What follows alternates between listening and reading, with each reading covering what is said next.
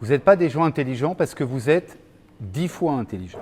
Si je vous pose la question à chacune et chacun d'entre vous, c'est quoi être intelligent? C'est quoi l'intelligence? Qui veut lever la main là? C'est quoi être intelligent? Il n'y aura pas de jugement, c'est que de la bienveillance ce soir. Donnez vos idées, oui?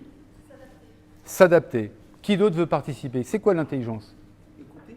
Écouter. Qui d'autre? Réfléchir. Participer. Partager. Analyser. Être innovant. Bienveillance. Vous voyez que quand on demande aux gens de parler d'intelligence, il y a pratiquement autant de réponses valables que de personnalités. C'est-à-dire qu'en fait, l'intelligence, ce n'est pas un concept unique, en fait. Donc moi, ce qui m'a intéressé dans ma démarche, c'est de m'intéresser aux neurosciences. Donc j'ai été à l'Institut du cerveau de la moelle épinière de Jean Todt. J'ai lu énormément d'études d'Harvard ou aux États-Unis. Et en fait, si je dois résumer, qu'est-ce que disent les neurosciences? Elles disent que sur l'intelligence, on ne connaît pas encore grand-chose. On connaît l'importance du cortex préfrontal, qui nous distingue des primates et des autres animaux. Mais par exemple, le concept hémisphère droit, hémisphère gauche n'existe plus. Et l'intelligence, ce n'est pas quelque chose de localisé, c'est quelque chose en fait de très diffus. On parle même maintenant du cerveau de l'estomac. On pourra en reparler. Donc ce qui est important de comprendre, c'est que l'intelligence est d'abord un concept multiple. Et je me suis rapproché du père des intelligences multiples qui s'appelle Howard Gardner, que vous avez là, qui en 1980 a sorti un livre absolument essentiel, qui s'appelle Frames of Mind, et qui a interviewé des gens, qui s'est penché sur l'intelligence, d'abord sans imagerie médicale, puisqu'à l'époque il n'y en avait pas, elle n'était pas très avancée, et depuis avec l'imagerie médicale. Et Howard Gardner a déterminé qu'il y avait 9 intelligences dans le cerveau de chacune et chacun d'entre nous. Et ce, depuis la naissance. Par mes travaux que j'ai pu faire, j'ai trouvé une 10e intelligence, parce que j'ai interviewé plus de 650 champions et championnes de cette vie, qui, je vous en parlerai, est l'intelligence du temps. Donc c'est une putain de bonne nouvelle. On est 10 fois plus intelligent qu'on ne l'imagine. Mais, parce qu'il y a un mais, et surtout en Occident, on vous l'a fait oublier que vous étiez 10 fois plus intelligent que vous l'imaginiez. C'est quoi les raisons? Elles sont extrêmement multiples. D'abord, il y a la prédominance d'une intelligence qui est celle des mathématiques. D'où ça vient, en fait? Ça vient à la naissance de la civilisation, le Tigre, l'Euphrate. Ça pousse les graines. Mais gouverner, c'est prévoir. Donc il faut qu'on stocke les graines. Là, la population peut devenir artisane, peut faire des choses comme ça. Et puis au fur et à mesure, on apprend à quantifier, on invente la lentille. La lentille est une avancée absolument stratégique majeure. Dans les sciences, on peut voir les planètes, alors que jusqu'à présent, les Grecs avaient dit le cosmos, tout va bien. Donc on voit que progressivement, avec des gens comme le concept du travail à la chaîne, donc de l'OST, l'Organisation scientifique du travail, le communisme, le capitalisme, où on découpe les tâches, où il faut être rentable, la pression des parents, on était tous des paysans avant, et pour pouvoir réussir dans la vie, le seul truc, c'est qu'il faut que tu sois bonne en maths ou bon en maths. Sinon, tu vas être une quiche. C'est-à-dire qu'on rentre dans un univers de quantification, alors que le secret, croyez-moi, c'est la qualification. Vous prenez le QI. Alors, si vous suivez la courbe du QI, entre 0 et 50, ce sont des quiches absolues, les mecs, ou les nanas. Entre 80 et 120, ça fait des gens intelligents comme moi. Et entre 120 et 160, ça fait des gens intelligents comme vous. Le tout en 1 heure. Mesuré en 1 heure.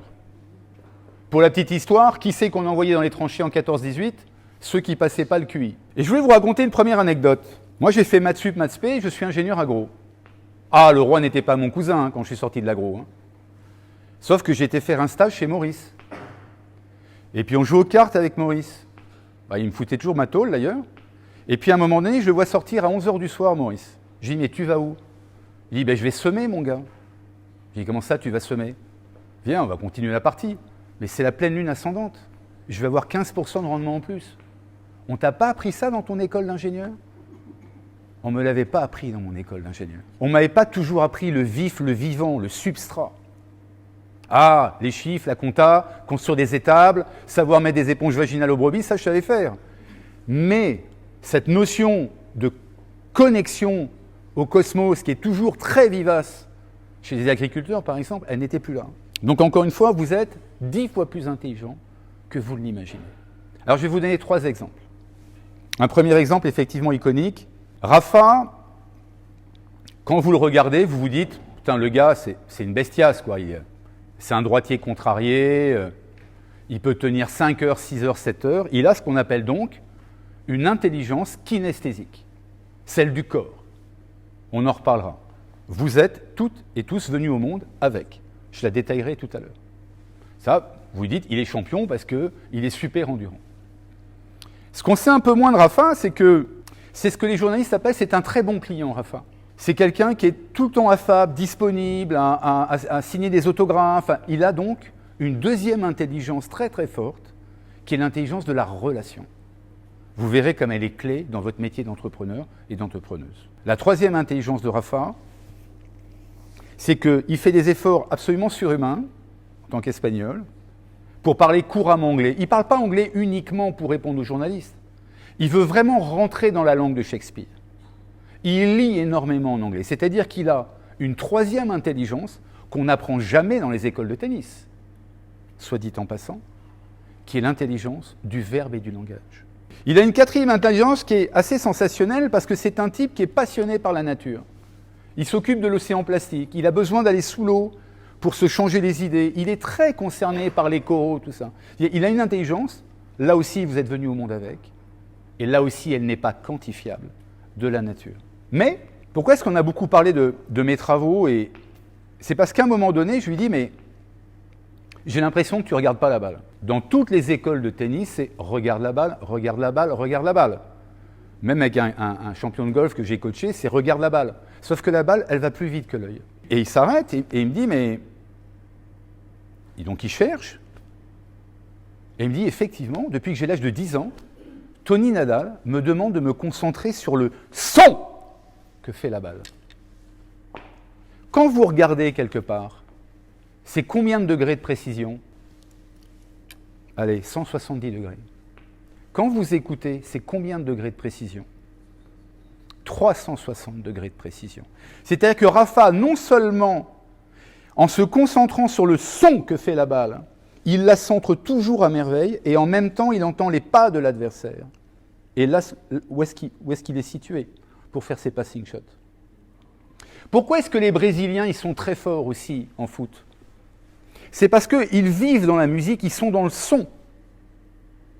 Ils sont dans le son. On dit, il a des yeux derrière la tête. Mais non, il a des oreilles derrière la tête. Ils savent écouter. Pour la petite histoire, je vous raconte cette anecdote sur les Brésiliens. Est-ce que vous savez pourquoi ce sont les rois du dribble? Samba. Les Brésiliens sont les rois du dribble parce qu'au début du XXe siècle, le Brésil était essentiellement gouverné par des Anglais. Les Anglais, ce n'est pas forcément les gens les plus cool de la planète en termes d'intégration culturelle. Hein. Et donc, les Anglais sont arrivés avec le football. Et les petits noirs portugais d'origine portugaise, brésilienne qui étaient là, disaient « Monsieur, nous, on veut jouer. » Ok, tu peux jouer, mais si tu nous touches, tu auras droit à un coup de bâton. C'est authentique ce que je vous raconte. Hein. Lisez l'éloge de l'esquive de ce formidable petit livre. Eh bien, qu'est-ce qu'ils ont fait, les Brésiliens? Vertu des contraintes. Ils ont inventé le dribble. Et ce sont les rois maintenant. Ça plus l'écoute. Donc pour finir sur l'exemple de Rafa, vous voyez qu'en fait, dans toutes les écoles en France cartésiennes, on va être sur les datas, on va être sur les statistiques, on va être sur regarder la balle. Et ça ne fonctionne pas, vous avez vu? On n'est que des quiches en tennis. Là, hein. Pour la petite histoire, si Rafa avait été français, on lui aurait fait changer son coup droit. Bien évidemment. Parce qu'il faut faire comme tout le monde en France. Il faut rentrer dans des cases. Je vais vous prendre le cas d'une coachée, deuxième exemple, qui s'appelle Nadine. Quand Nadine vient me voir, c'est la cata dans sa vie. Elle est en burn-out. Elle était acheteuse chez Sanofi, avec des parents paysans. Et qu'est-ce qu'ils avaient dit, les parents? Ma fille, si tu veux te sortir du merdier dans lequel on est, il faut que tu fasses des études. Donc elle avait fait des maths, elle était devenue statisticienne. Qu'est-ce qui se passe? Parce que la nature est toujours bien faite. Elle se fait virer. C'est presque un cadeau de l'univers de dire « Mais Nadine, barre-toi, t'es mauvaise ». Mais elle, son premier réflexe, c'est de dire « Ouh là là, mais c'est la cata ». Elle renvoie des CV pour insister « Mais si, je suis une très bonne statisticienne et acheteuse ». Et bien évidemment, ça ne marche pas. Son mari commence à lui dire « Mais dis donc, on a acheté une baraque là, du côté d'Arpajon ». C'est pas vrai, mais ça aurait pu. Il faut qu'on rembourse les traites, on a les gosses qui sont en fac. parce qu'elle n'avait plus le droit au chômage. Et donc elle vient me voir, elle est totalement désemparée, en burn-out. Et je vis dans un endroit atypique, en plein Paris, puisque j'ai une maison avec un jardin. Et la première chose que fait cette femme en arrivant, avant même notre première séance de coaching, elle me dit « Ah, mais vous êtes orienté plein sud. Ah, mais votre maison date à peu près de telle époque. Ah, mais vous avez un tableau de machin, mais vous avez pété cette cloison. » Je me rends compte, on se rend compte que Nadine, elle a une intelligence visuelle et spatiale. Une autre intelligence avec laquelle vous êtes venu au monde. Donc moi, je la laisse capitaliser là-dessus, pour qu'elle prenne confiance. Elle venait d'être virée, plus de boulot, machin. Elle se disait, je suis une quiche. Mais non.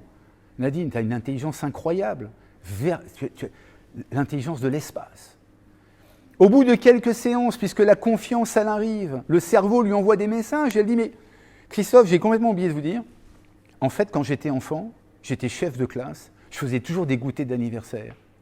C'est-à-dire que Nadine, elle avait une intelligence relationnelle, hors du commun, mais elle l'avait oublié chez Sanofi. Bilan, elle a envoyé un seul CV chez Barnes pour vendre des appartements atypiques.